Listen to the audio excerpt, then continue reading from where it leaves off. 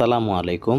গত ভিডিওটি ছিল উপবৃত্তির চাহিদা আমরা কিভাবে প্রস্তুত করব। আজকে যে বিষয়টি নিয়ে আলোচনা করব সেটি হচ্ছে, যদি আমরা চাহিদা প্রস্তুত করে ফেলি কিন্তু আমরা এটা এখনো ক্লাস্টারে পাঠাইনি, তার আগে আমরা এটাকে সংশোধন করতে চাই, হয়তোবা ভুলে কাউকে প্রাপ্যতা নেই এইটা চিহ্নিত করে ফেলছি, অথবা যেই মাসগুলো আমরা টিক চিহ্ন দিয়ে থাকি সেই মাসগুলো হয়তোবা কোনো জায়গায় আমাদের ভুল হয়ে গেছে।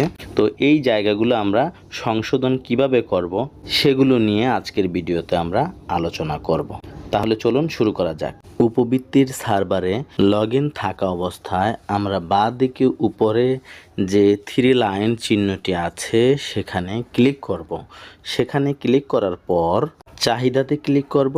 চাহিদাতে ক্লিক করে ক্লাস্টারে জমাদান অপশনটিতে আমরা ক্লিক করব। ক্লাস্টারে জমাদান অপশনটিতে ক্লিক করার পর আমাদের সামনে এরকম একটি ইন্টারফেস আসবে।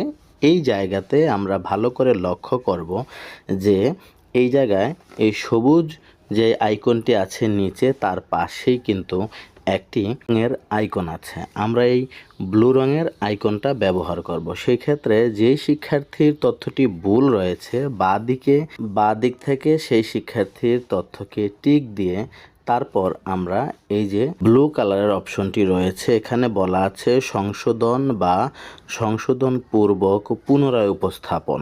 এখানে ক্লিক করলে আমাদের সামনে ঠিক এইরকম একটি ডায়লগ বক্স আসবে, যেখানে লেখা আছে ক্লাস্টারে তালিকা জমাদান।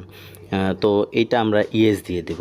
এটা যদি আমরা ইয়েস দিয়ে দেই তাহলে এটা পূর্বের মেনুতে ফিরে যাবে, অর্থাৎ চাহিদা প্রস্তুত মেনুতে ফিরে যাবে। চাহিদা প্রস্তুতকরণ মেনুতে গিয়ে আমরা আবার সেই তথ্যগুলোকে আমরা কাজ করে সংশোধন করে এরপর আমরা জমা দিয়ে দিব।